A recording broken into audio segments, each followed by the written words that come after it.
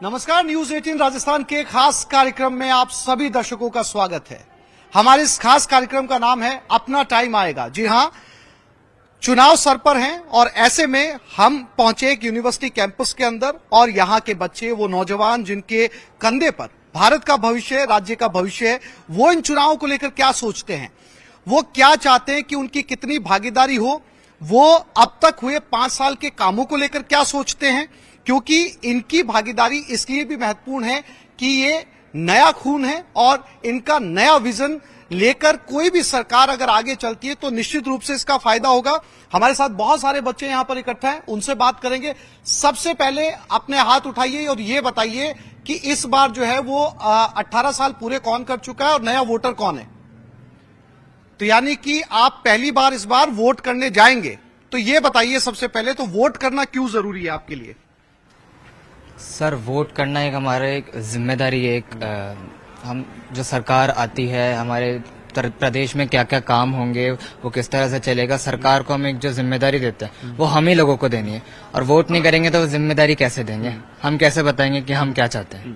तो यानी कि आप सब लोग वोट करने जाएंगे। आप भी वोट करने जा रही हैं, हो गई आप 18 की।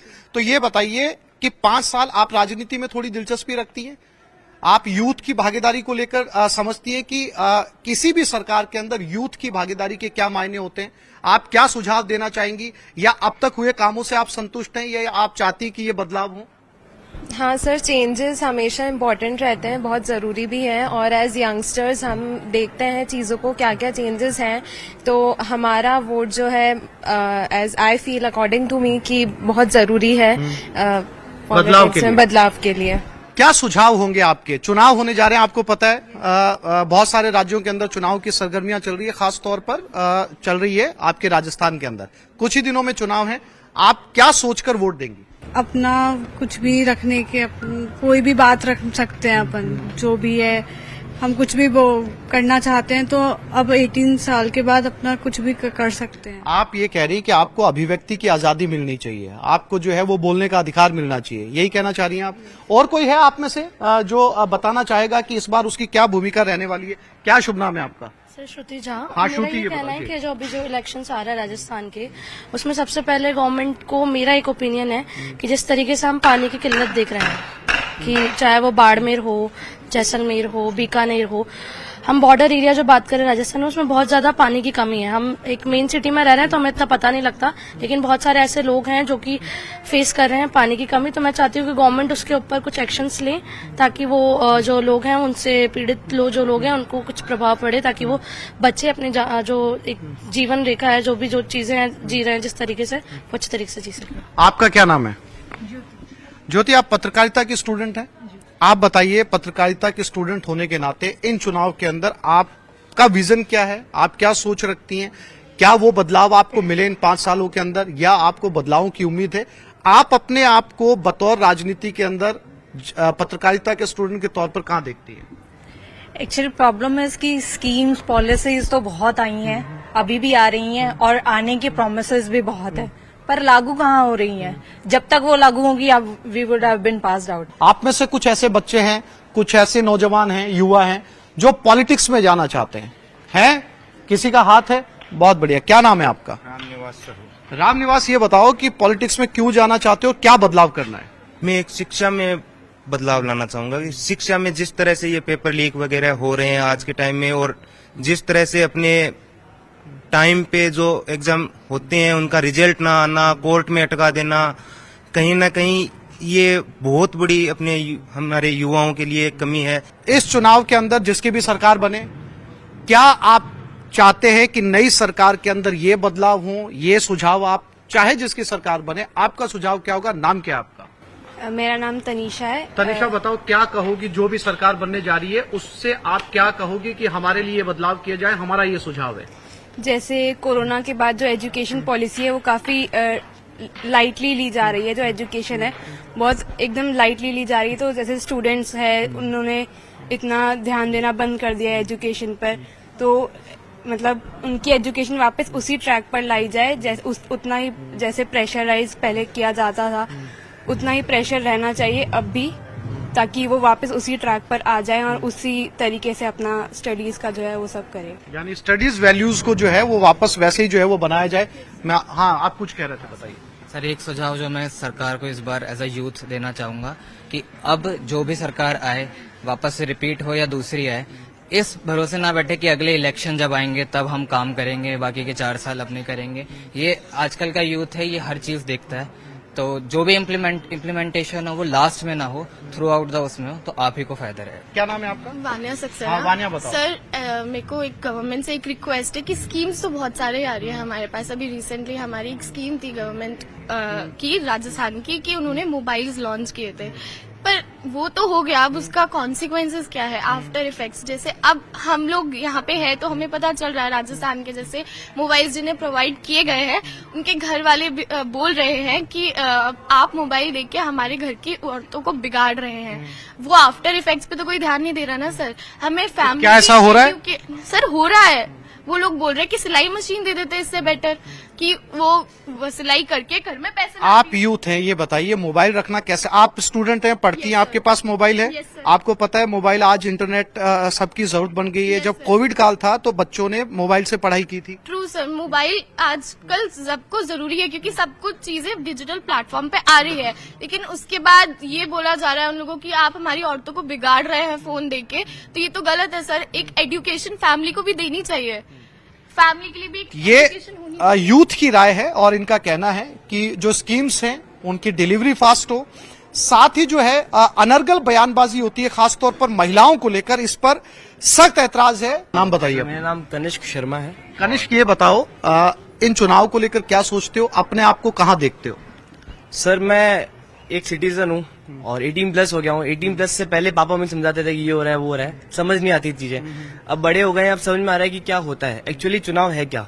ये सब जो है एक तरह गेम है sir, and we are the part of that game. और मैं ये जानता हूँ सर कि अगर अपन पार्ट है तो उसमें अपन 101% दें। वोट देने से मतलब नहीं है, राइट पर्सन को वोट देना बहुत जरूरी है। रीजन बिहाइंड ये है सर कि मेरे घर में बहुत सारे सिटीजन है ओल्ड एज, तो उनके पेंशन की प्रॉब्लम चल रही बहुत टाइम से, जो ओल्ड एज पेंशन जिसको बोला जाता है। गवर्नमेंट ने उनको इतना दिलासा दिलाया कि वो हम कराएंगे, पर आज तक वो नहीं हुई है सर। जो कि ओल्ड एज वाले, अब हम उनकी सुनते हैं और वो गवर्नमेंट उनकी नहीं सुनेगी तो अपन आगे कैसे बढ़ेंगे, और उनकी होप टूटती है। सेकंड चीज ये है कि सर बच्चों को ये बोला जा रहा है कि फ्री मोबाइल्स मिल रहे हैं, फ्री ये हो रहा है। फ्री मोबाइल देने से कुछ नहीं होगा सर, अच्छी चीज प्रोवाइड कराने से होगा। Health, education, healthy food.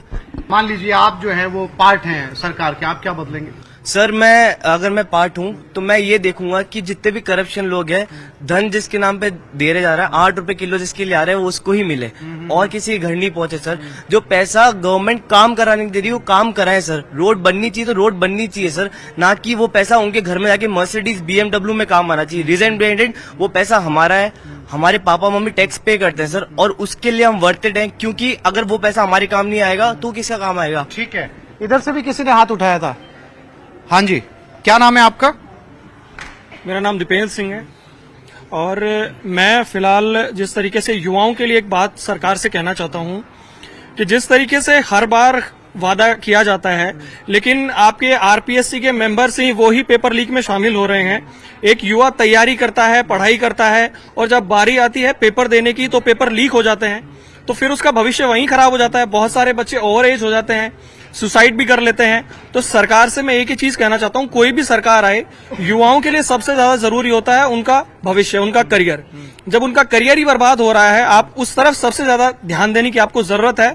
तो यही मेरा एक सरकार से निवेदन है कि जो भी सरकार आए, युवाओं के भविष्य के लिए कुछ अच्छे कदम सरकार। महत्वपूर्ण बात है, पेपर लीक का मुद्दा यहाँ पर भी आया। युवाओं का साफ तौर पर कहना है कि अगर पेपर लीक होते हैं, ओवरेज हो जाती है, दोबारा पेपरों की जब तारीख आती है तब तक वो जो है मेंटली प्रिपेयर नहीं रह पाते।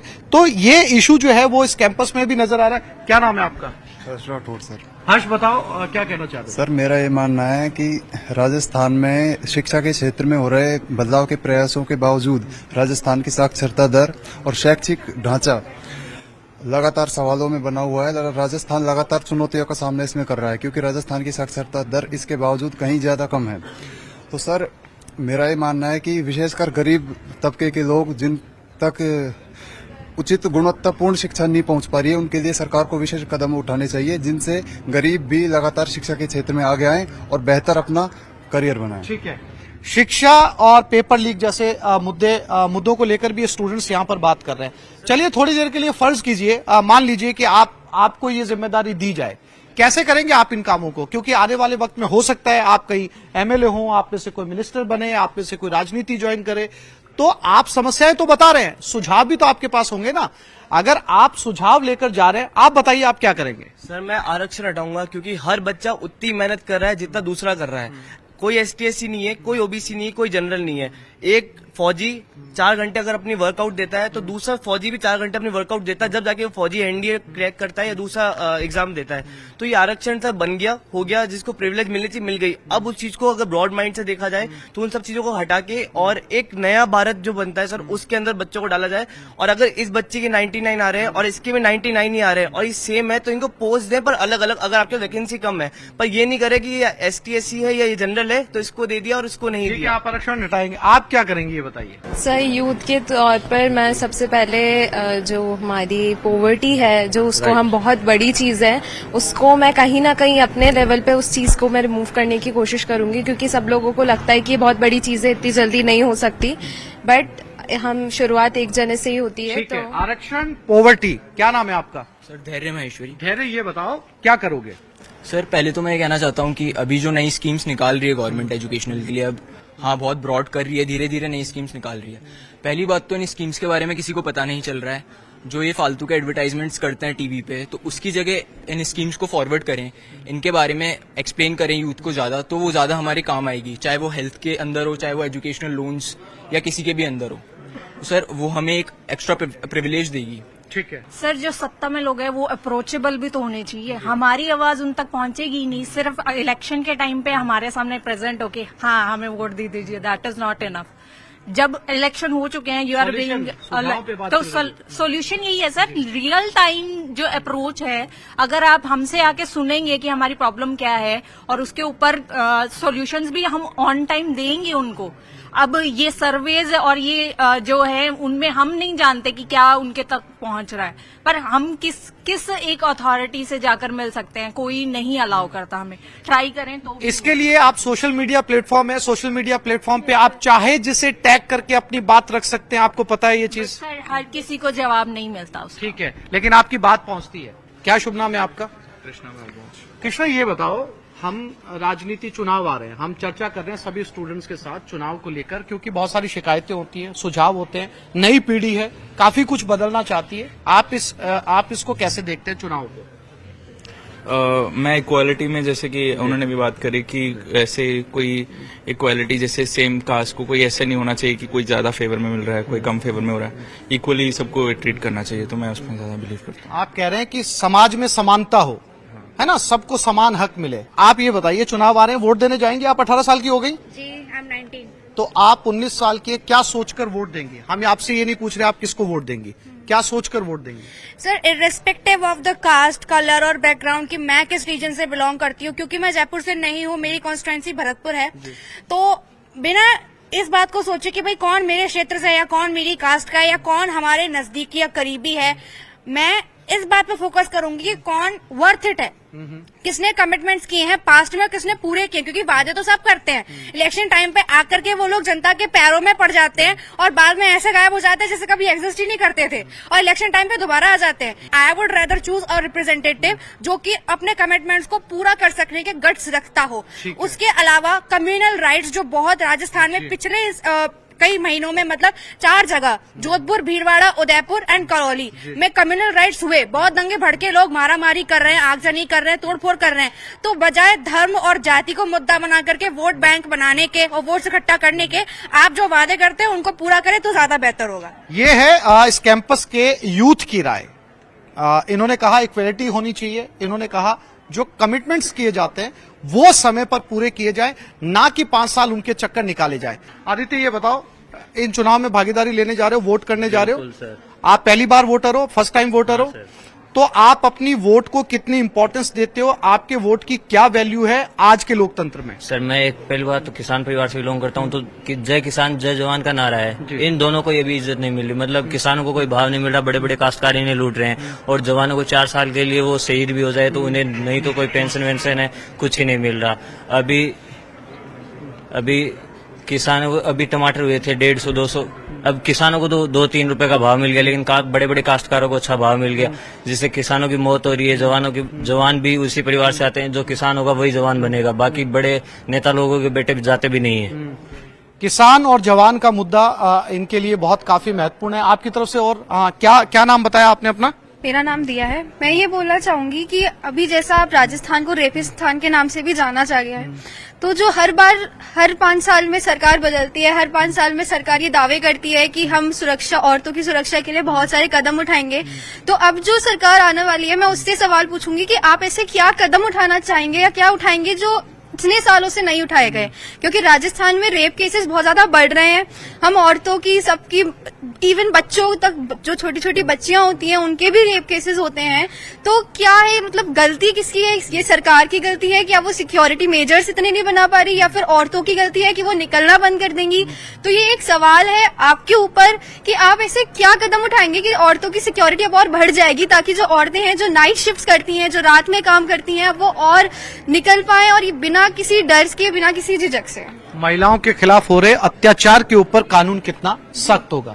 आप कुछ कह रही थी? जी, मेरा नाम दिव्या मीना है, और मैं कहना चाहूंगी कि जिस तरह से सरकार अभी वादे करे जा रही है कि हमें ये चाहिए वो चाहिए, और हम भी अब वोट करने जाएंगे, और हमें ये चीजें देखनी है कि हमारा लीडर कैसा होगा, कैसे नहीं होंगे, वो क्या क्या करेंगे हमारे लिए, तो वो उन चीजों को ना आगे इम्प्लीमेंट भी करे प्लीज। क्योंकि ऐसा ना हो कि हम अभी तो वोट दे रहे हैं सोच करके कि सही सरकार है, और बाद में जाकर के कुछ हो ही ना। तो हम यही चाहते हैं कि सरकार उस चीज पे खड़ी उतरे, अपने जो भी मैनिफेस्टो में किए गए वादों को पूरा करे। ठीक है, आप कुछ कह रहे थे? मैं ये कह रहा हूँ कि टेक इंडस्ट्रीज राजस्थान में बहुत कम है। यहाँ पे टेक एजुकेशन बहुत ज्यादा है, अदर स्टेट से भी लोग आते हैं, बट सबसे ज्यादा जो कमी है वो राजस्थान में टेक इंडस्ट्रीज को लेकर है।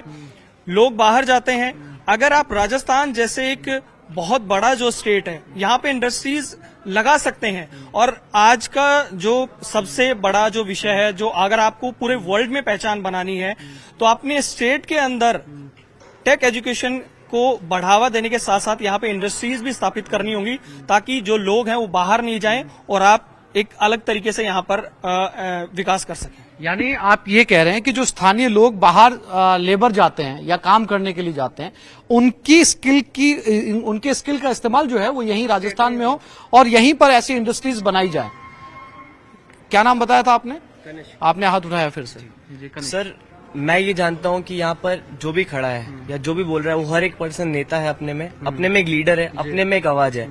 तो किसी को किसी की आवाज की जरूरत नहीं बननी चाहिए सर। अगर मुझे कुछ दिक्कत है तो गवर्नमेंट की एक ऐसी जगह होना चाहिए जहाँ पे मैं जाऊँ, मैं मेरा प्रस्ताव रखूँ और उसका मुझे आंसर मिले, चाहे वो नेगोशिएशन में मिले, चाहे वो क्लियरिटी में मिले, पर एक ना एक टॉपिक में मुझे उसका प्रस्ताव मिले। सेकेंड थिंग ये होती है सर कि स्टूडेंट जो है वो आज के डेट में अगर कोई 12th करके पढ़ाई नहीं कर पाया है, any example, any family problem या उसके कुछ इश्यूज है, तो उसको गवर्नमेंट को एक ऐसी अपॉर्चुनिटी देनी चाहिए कि जिसमें जाके वो कमाए। अगर कमाएगा तो बढ़ेगा, नहीं कमाएगा सुसाइड अटैक करेगा, गलत काम करेगा, नशे में पड़ेगा, चोरी चकारी करेगा, गलत राह में जाएगा। तो उस गलत राह से पहले उस इंसान को एक अच्छी राह मिल जाए, वो काम अपने सरकार को करना चाहिए। ना कि ये बोल के कि आप आओ वोटर वाले दिन कि आपको सुबह से शाम तक हमारे साथ रहो, रात को पार्टी होगी, अगले टाइम हमारे साथ रहोगे। सर ये 2 दिन के मनोरंजन से उनकी जिंदगी खराब होगी, और फिर वो अगले साल वेट करेंगे 4 साल बाद कि इस बार फिर पार्टी होगी, फिर मुझे काम पे लगाएगा और इस बार मैं 4 लाख रुपए कमाऊंगा।